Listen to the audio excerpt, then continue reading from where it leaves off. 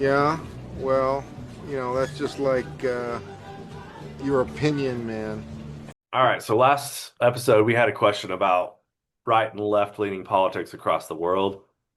I went down a long rabbit hole Good. I, about I politics. I felt it so embarrassed. It's like, what is Maduro, left or right? I'm like, I have no clue. I don't even know what their political systems I are. didn't even That's look up that. I went down a rabbit hole and it went in all kinds of different directions. And I feel like I answered some questions, but I didn't answer like there's so many more questions. Like every yeah. country has their own political system and it's freaking crazy. Okay, teach me. I'm ready.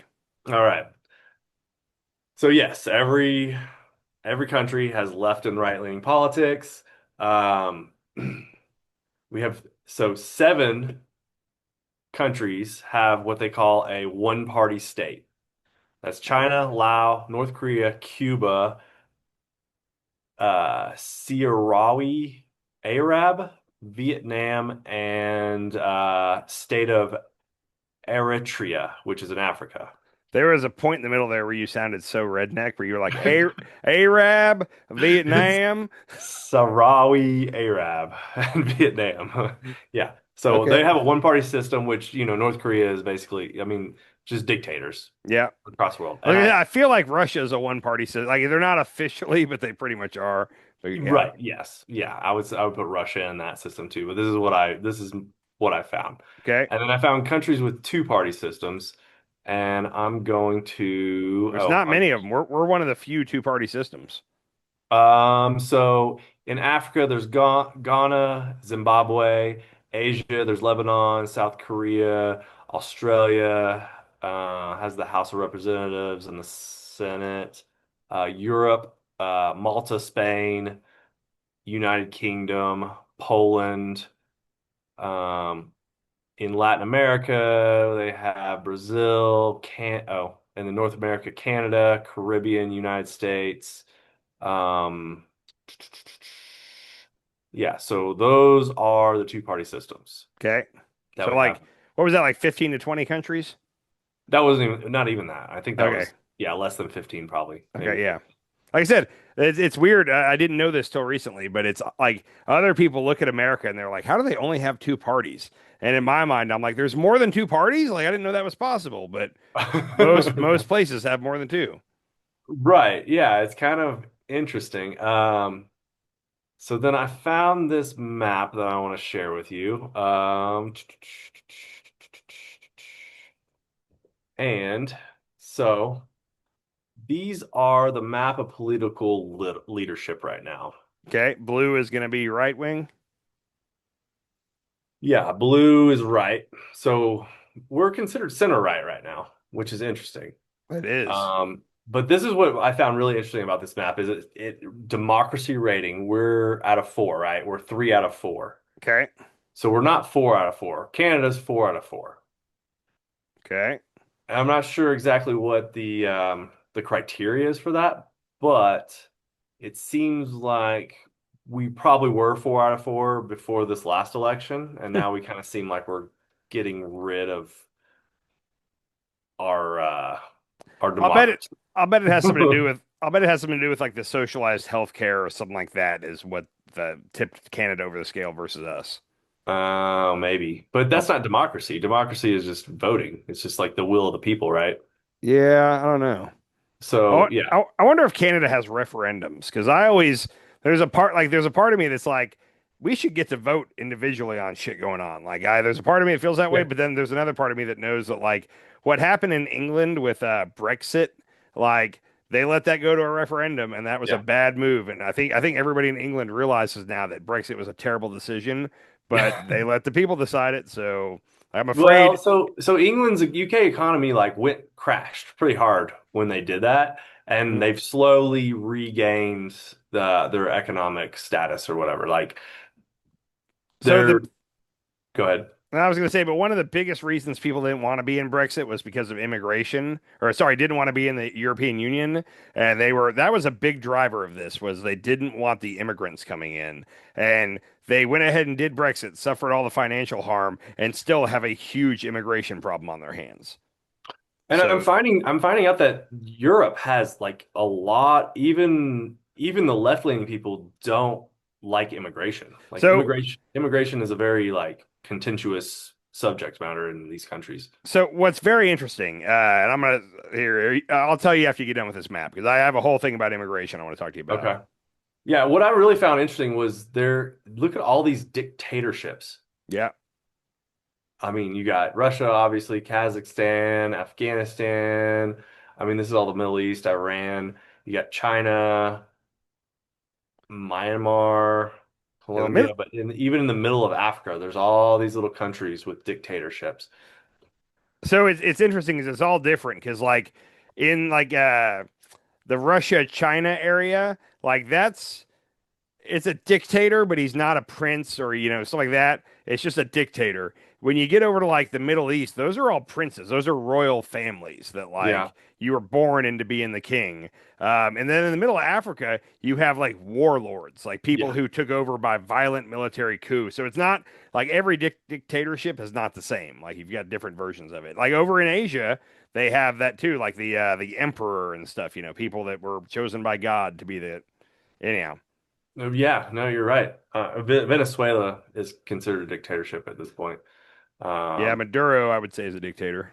okay. So, and that's, I mean, I don't know. The thing, real quick, talking about Venezuela, like a lot of the left is like, why are we picking on Venezuela? They're all right. Like they're not. I mean, it's a bad country, but I don't think we should be threatening to invade them. I'm just saying, like anybody that tries to stand up for Maduro, like you should quickly point out to them, like Maduro's no good, but Yeah, also and I've kind of noticed that that America's always been against the dictatorships, right? We've always been kind of the whole point of America is you're fighting to spread democracy. Like when we went right. to Iraq under H.W. Bush or under W, like we're trying to spread democracy. We're trying to start a We're trying to make Iraq into a democratic republic. Like America, for the whole Cold War, we were trying to spread democracy, and Russia was trying to spread communism, and that was the battle. And we still have a lot of that in us. Like we want every place to be a democracy. Yeah, and I'm starting to wonder if that's why we went to Nam. We did Nam. Well, yeah, and that was 100%. Like that was part of the Cold War. That was a proxy Cold War. Like Russia was Yeah. backing North Vietnam, we were backing South Vietnam. Oh, yeah, yeah. Okay. Yeah, Korea, Nam, Afghanistan. Which we never actually. That wasn't a hot war, but we were funding the Mujahideen against Russia, the Soviet Union in like the 1980s. That's when we were funding Osama bin Laden to fight against the Soviets. But like, yeah, we that was the whole. Every proxy war during the Cold War was about the spread of communism versus democracy. That's what it was always about. And it's interesting because that went quiet for a while. Well, Like, there was the Berlin Wall fell, the Soviet Union collapsed in like the or the early 90s, and it took them about I'm going to say from about 91 to 99 they were kind of rudderless, and then in 99 2000 is when Putin took over, and I feel like he slowly started to build the Russia of today. It took him 25 years, but here we are. huh. And he can't even take over Ukraine. What a wimp. Yeah, well, So, Trump is interesting because he's going to war with Venezuela, and I mean he could say democracy or whatever, but and he doesn't really he likes Putin, but he doesn't really like Russia, probably because of anti-democracy. He's fighting with China, anti-democracy, but the Middle East, he loves everybody in the Middle East, like yeah. he wants to be friends with all of them. So real quick, I gotta say on immigration because I listened to an interesting podcast about this, but like over here in the Americas, like we have just systematically destabilized country after country in Latin America, like in South America, Yeah. overthrowing leaders of Haiti, Honduras, Costa Rica. Like we've been doing this for 50 years, and like we always looking like why can't Haiti get their shit together? Well, because like we overthrew the president of Haiti less than 20 years ago. It was maybe 25 years ago. Like we've been doing this for a long time. And then because of all the destabilization that happens down there, it causes people to flee those areas and come to America. And then we look at it, we're like, why are all of them coming here? Because we have had a huge part in screwing up their country. Like that's what Yeah. drives it. Now, in Europe, it's the same thing, but with Muslims. Like there's a flood of Muslims into European countries, and you could make the argument that the wars in the Middle East, that like America and Britain, and there's been a lot of European countries that have had a hand in it too. But like totally destabilize the Middle East, where if you can, you get your family out of Iraq or Iran or wherever, and you get to Europe, and that's the closest place they can go. So, like, I get it. I get Americans want to have a safe and secure border. I totally understand it. Like in Europe, they're very afraid of Sharia law taking over right now. But it's one of those where some of the blame is on these countries. Like they Totally. caused the destabilization that led to the influx of migrants coming. Like that's you got to Yeah. grapple with that. That's all I'm saying. Could you imagine a world where like we just didn't go after money as much as we did and like oil and Yeah. poppy seeds and I mean That's it's there's so crazy. there's a fantastic. I'm gonna say it's a YouTube video, but oh, it was a Colombia or Honduras, one of those countries. But like that's where all the bananas for the whole world were grown, and like basically we wanted control of the banana like producing area, so we overthrew their government and put in somebody who was like pro USA, and then quickly the citizens didn't like that person, so they overthrew him. And then we went in again, and like three different times we had to go in and like fix their government and put our person in, and they kept overthrowing that person, all because of bananas, which was a very industry back in it was like the 1940s, 50s, I think it might have been like the 30s. Anyhow, Dude, it's ridiculous. yeah, Just let the bananas be the bananas. Like we we can't stay out of those countries. There's a couple of them over there that we've just constantly been why? screwing with for 50 years, and And now we're bombing boats in Venezuela. Fuck off, man. This yeah, is so crazy. Just killing innocent people. it's yeah. Like I said, I feel like one of those boats for sure was full of fishermen, but Yeah.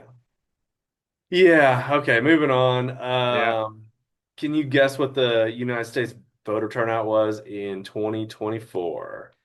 30% No, it was actually 65%, 65.3 of registered voters or of citizens. of That's a key part of it. the citizen voting age population and 63.9% of the voting eligible population. Okay, okay.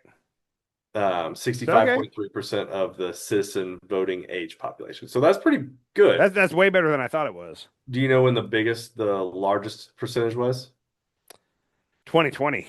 Yeah, Yeah, because 60, that everybody was so. 66.8. That's the thing, and that's the only thing that gives me hope is I know that Trump is doing all the thing where he's having the states gerrymander their districts so there's no Democratic congressmen, and he's doing all this stuff. But like I truly think after 4 straight years of Trump, like people coming out to vote, like that's the best thing the Democrats have in their favor is in 2028 it'll probably be against Trump. I hate to even say that. I hope that he doesn't try to run again, but like Trump makes you want to come out and vote. If it's JD and he can get away with saying like, I'm going to do some things different than Trump did, then JD will win easily. But if he has to go like, no, I think Trump did great and I'm going to keep doing more of the same, I don't think it So works. you're saying that JD will win like no matter what. I mean, it doesn't matter who's he's running against. I right now I don't see anybody on the left that can beat JD, assuming that the economy doesn't just totally tank. If the economy totally tanks, then I think that the Democrats can walk to victory. But if it just sucks but doesn't totally tank, then I think JD's got a good shot. Okay. There's a lot of people that really like JD, and like I think it's just one of those where they haven't seen the same clips that I've seen. It's kind of like Charlie Kirk. Like if you're on the left, you only saw a certain type of Charlie Kirk clip where it makes you not like him.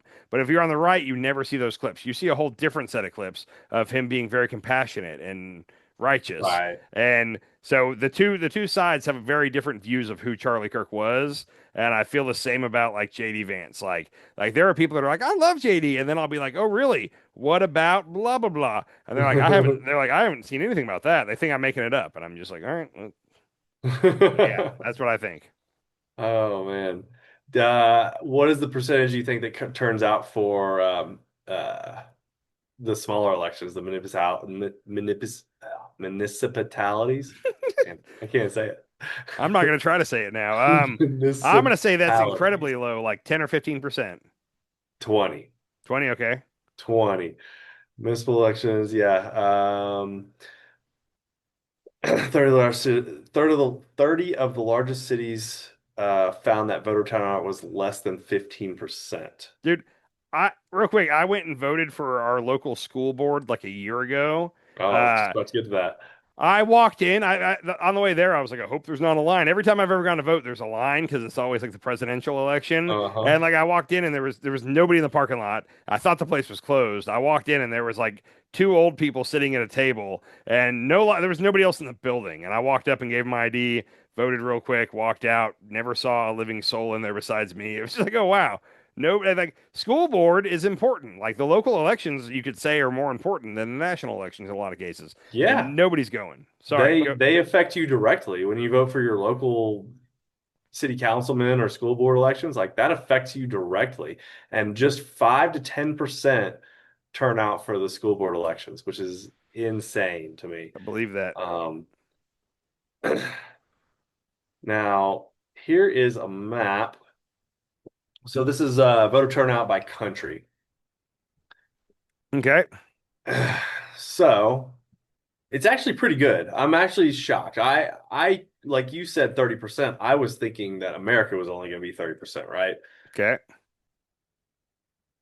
But even across the world, like it's pretty dang good. Like Africa's kind of lacking, and Venezuela's definitely lacking. Only 30% of Venezuela. But Say America has, this says 77.75, but you got to think though the countries you just named, like Africa and Venezuela, those were the ones that were the dictator countries on the previous map.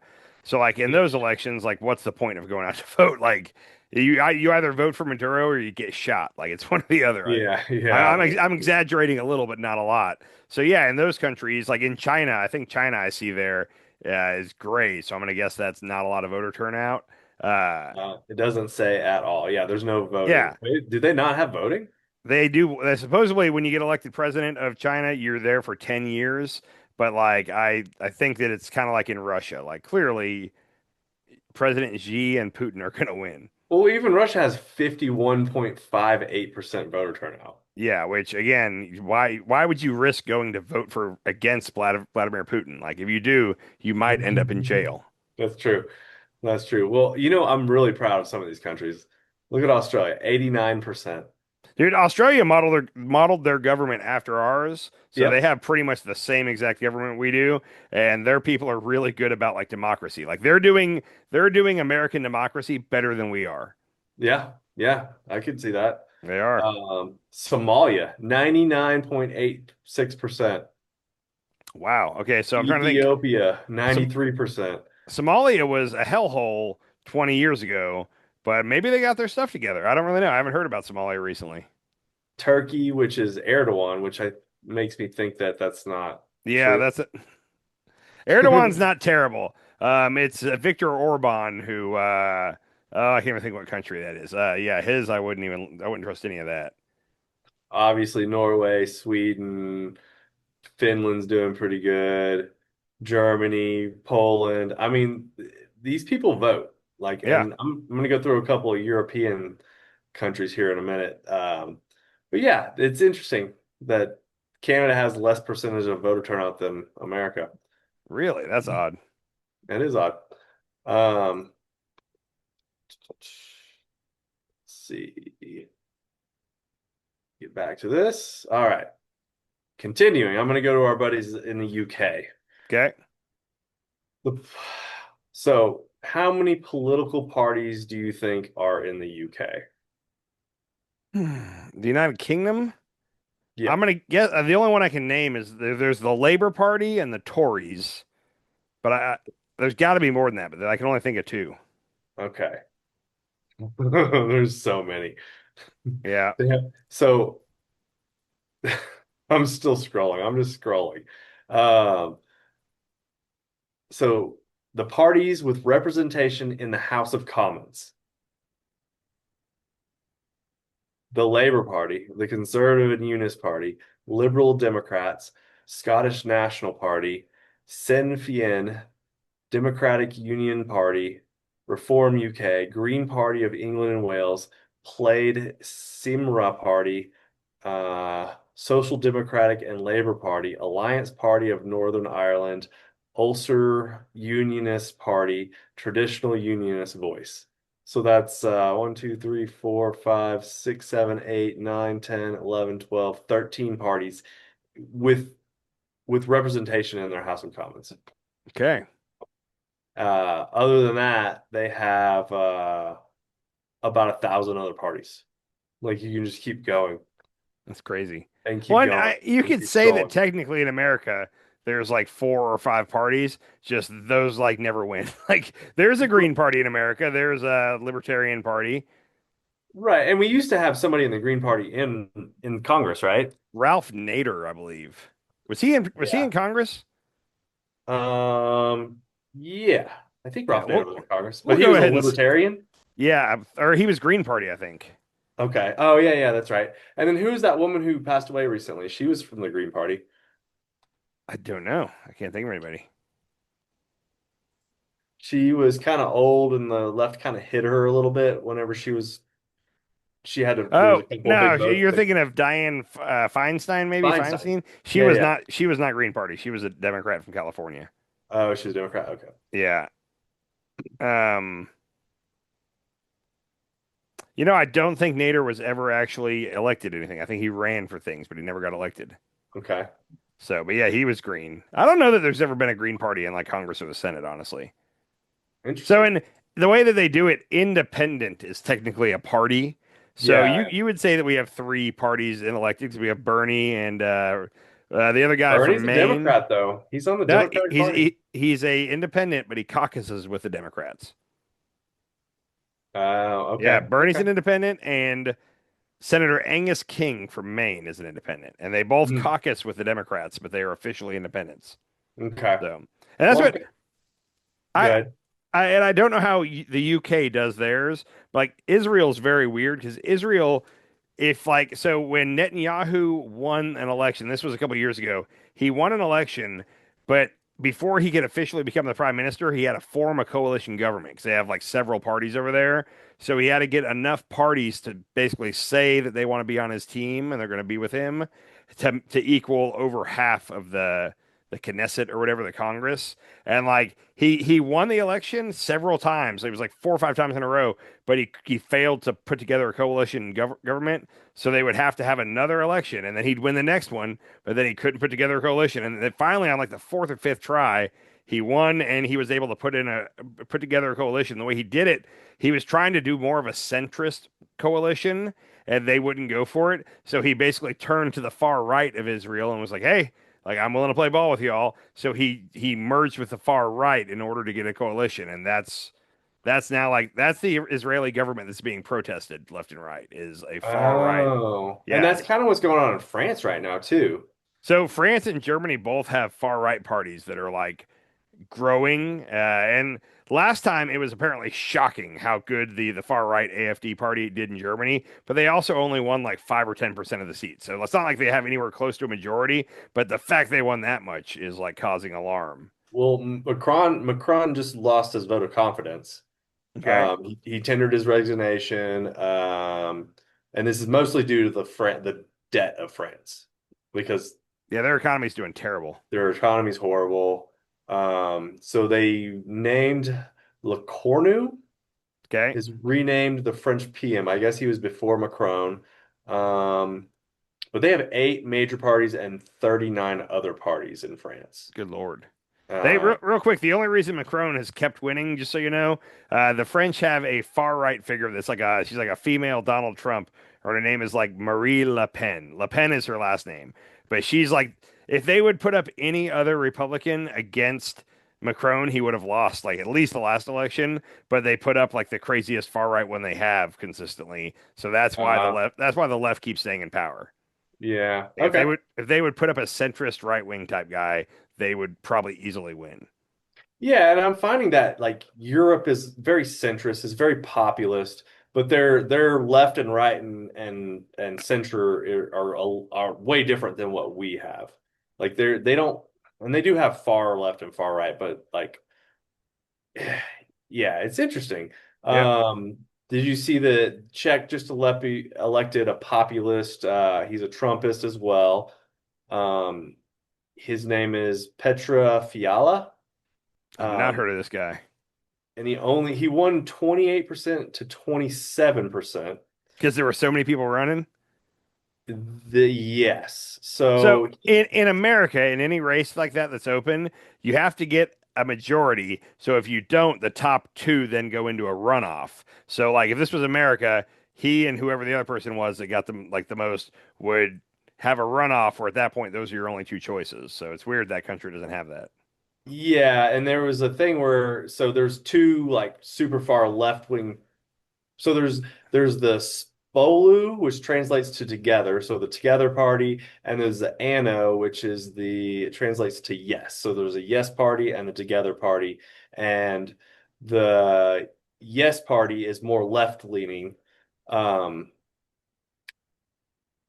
but there's like two far right parties, more far or far left parties, farther left than the Anu who pulled votes away from them, Yeah. leaving us with this like populist right wing Trumpist party. Um, but I mean, this is the thing is like he's he's kind of right center, but he wants to cap energy prices and subsidies, increase military spending, cut pensions, increase retirement age 65 to 67, increase taxes on property, small business and workers. That's very interesting. And I listened to a podcast where they were saying like the easiest lane that you could win in right now is if you went populist right. Like basically right wing in a lot of ways, border security and lower taxes, a smaller government, blah blah blah. But also like we're going to tax the shit out of the billionaires and we're going to cap prices on this and we're going to make things more affordable for you. Like Yeah, if somebody could find a way to run in that populist right wing lane, like Trump says all those things, but then when he gets in office, he doesn't actually do them. But like that is the lane that could easily win in America in this next election, but we a don't have hundred anybody for percent, it. Yeah. 100%. Um, let's see. Yeah, so here's a little bit about ANO, the left-leaning party. They ran on expanding Czech welfare state, increasing public sector salaries, capping retirement age at 65, guaranteed affordable housing, more benefits for families, right? So that was more, I mean, and that's more Yeah. populist, right? You're like doing things for the people. Yeah. Um, and they're just drifting right. So all of the Euros kind of like they're opposed to immigration. Oh well, this is Czech. They're opposed to immigration, anti-green policies, and increased energy costs, of So, course. and the Czech is over there by like Hungary, and Hungary is where Viktor Orban is, and he is like he has a zero immigration policy. Like nobody's getting in, Mhm. period. And like he kind of rules with an iron fist. Trump loves Viktor Orban. What's weird is we would like in any other time we would call Viktor Orban a dictator. Like he would not be like our friend, but like the right loves him. Like he comes to CPAC. Like Tucker Carlson's interviewed him. He's been on stage at CPAC. Like they love Viktor Orban. And there's a lot of Republicans, the ones that like seem totally cool with potentially being like having a dictator, like they love Viktor Orban and they love what he's done with Hungary, and they wish that Trump would do that here as well. Yeah, It's very weird. that is weird. Yeah, And then you got me kind of thinking about Italy because of the strikes, right? So they strike, and what's her name? She is Maloney, a what? Maloney. Maloney, yeah, she's Yeah. a right-leaning Italian.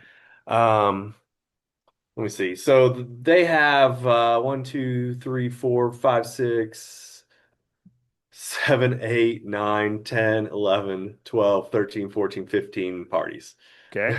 15 parties.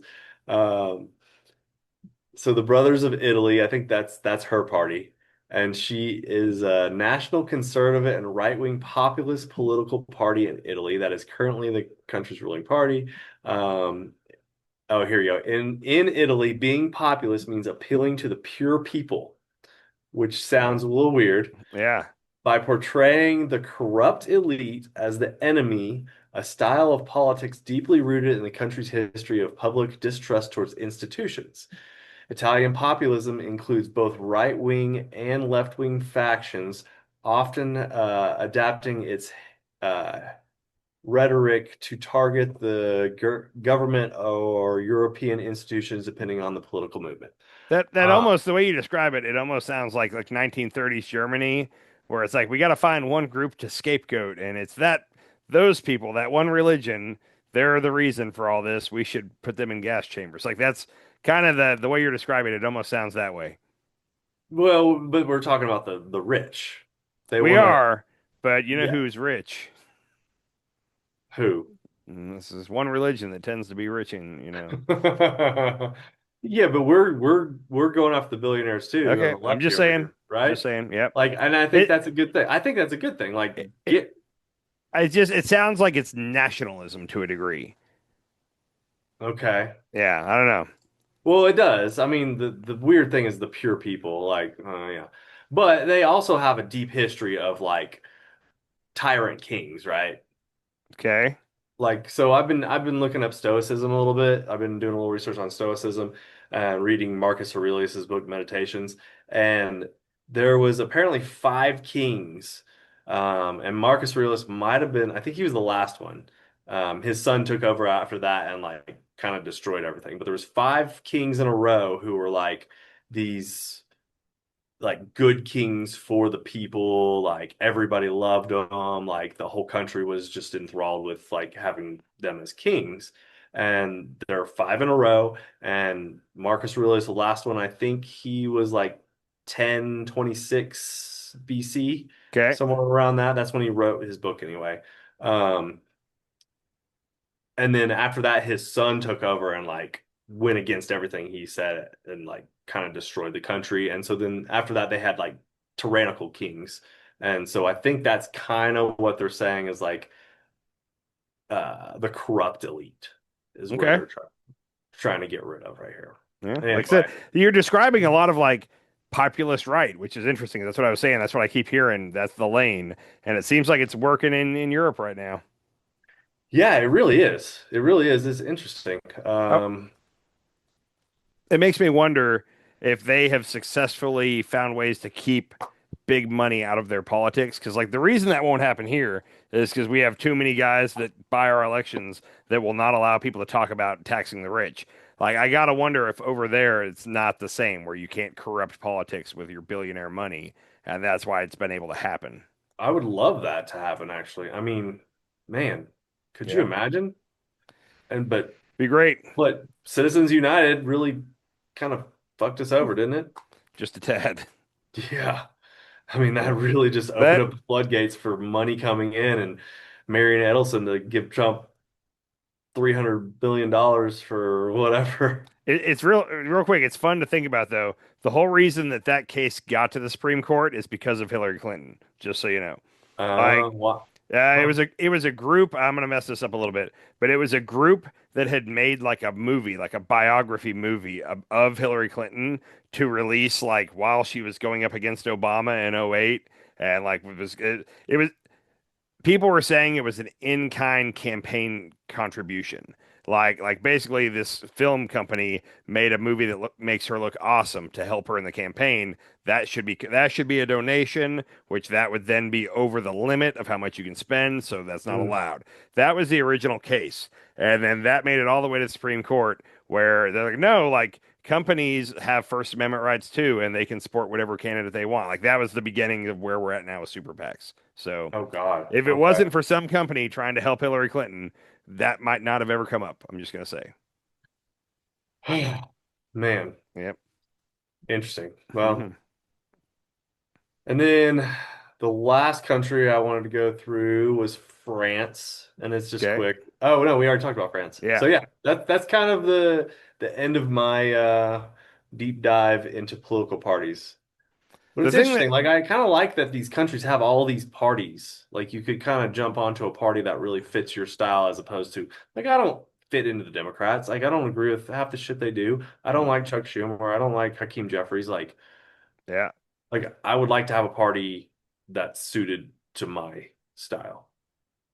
I think it's good that you don't fully love the party, like you don't agree with 100% of everything. Like if you agree with 100% of what your party's saying, like you're in a cult. Like that's kind of the Yeah. way I look at it. So, like when I go to the polls, it's a matter of like, okay, which one of these two parties most accurately represents what I think? And like neither of them are ever 100%. Yeah. But it's kind of, and that's where I do, like I said, I've said this before, but I get the people that are like, hey, Like abortion is my number one thing. So I'm gonna vote. I'm gonna hold my nose and all the other stuff. This is what I care most about. Most people vote for their pocketbook, like whatever's gonna make them personally richer. And a lot of times people think that's Republican. So like I get why people vote that way. Um, I just think that the whole where you said, I wish there was a company or a party that fit exactly what I think. Like you're never gonna get that. It's just gonna be hopefully one will get closer to what you want than 100%. Yeah, I think you're right. Huh. Yeah. Okay. All All right. right. Let's It's late, man. yeah, it is late. All right. I'll talk to you later, sir. Later. Sometimes you eat the bar, sometimes the bar eats you.